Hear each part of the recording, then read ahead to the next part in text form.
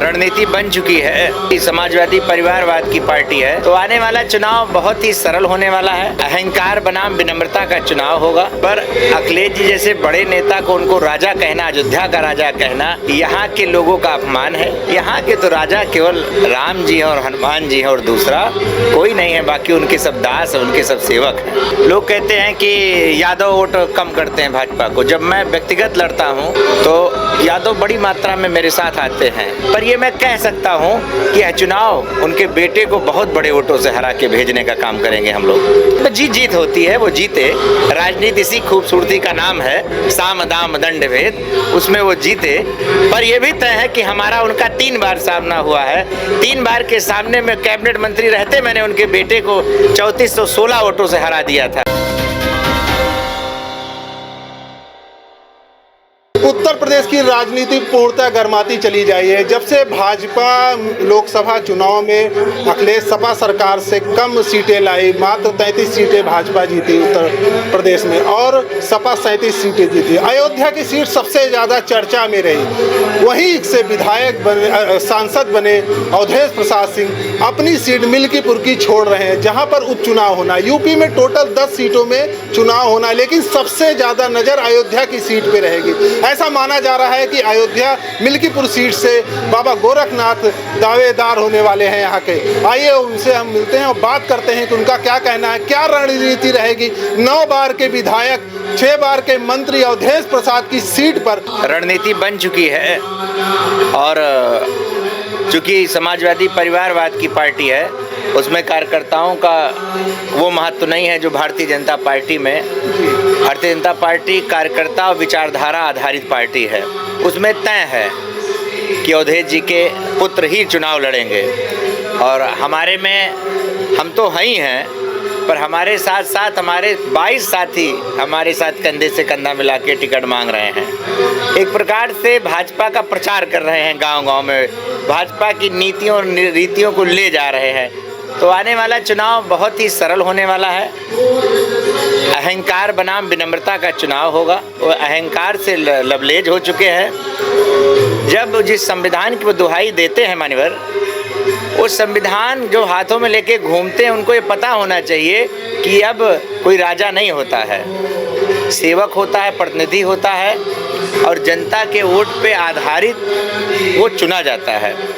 पर अखिलेश जी जैसे बड़े नेता को उनको राजा कहना, अयोध्या का राजा कहना, यहाँ के लोगों का अपमान है। यहाँ की संस्कृति का अपमान है।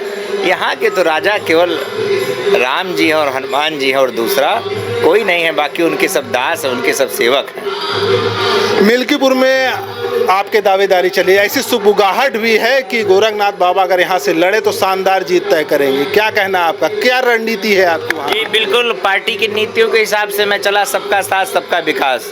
लोग कहते हैं कि यादव वोट कम करते हैं भाजपा को। जब मैं व्यक्तिगत लड़ता हूँ तो यादव बड़ी मात्रा में मेरे साथ आते हैं। कई लोग बड़े यादव चेहरे मिल्कीपुर के फेसबुक और सोशल मीडिया के माध्यम से समाजवादी के कई नेता वो हमारे नाम का मोहर लगा चुके हैं। यहाँ तक कि मानिए सांसद जी के घर के सामने सैकड़ों की संख्या में लोगों ने मेरा नारा लगाया और कहा बाबा जी को जिताएंगे। ये मैं नहीं कह रहा हूँ, ये वहाँ के विपक्ष की आवाज़ है। आप विपक्ष में भी पूछेंगे तो उनके नीतियों, उनके कार्यों से लोग बहुत जले हैं।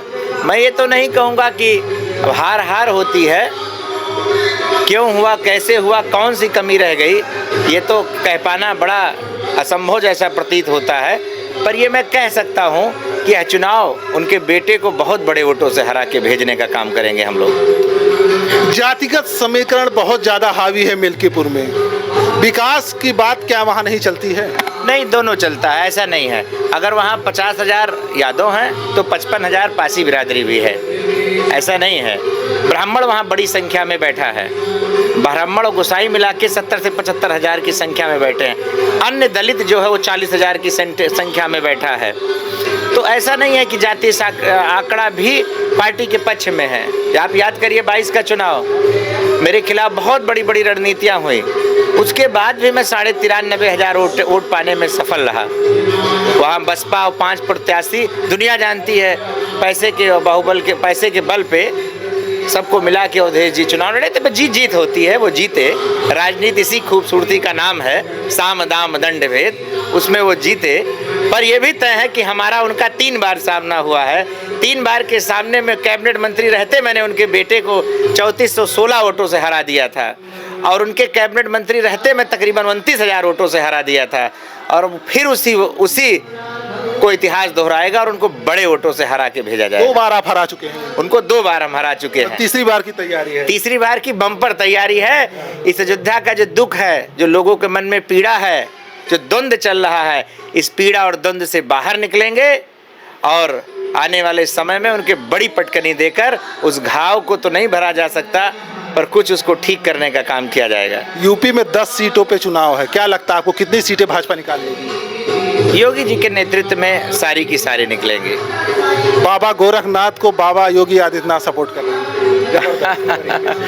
नहीं, देखिए है क्या कि मेरा कोई आज का तो है नहीं रिश्ता। हमारा नामकरण, मेरी पहचान उसी मंदिर से है। अवैधनाथ महाराज जी ने मेरा नाम रखा, मेरा नामकरण ये सब लोग जानते हैं। इसको कई बार मंचों से खुद मुख्यमंत्री जी ने कहा है, और उनका प्यार है, दुलार है मुझसे।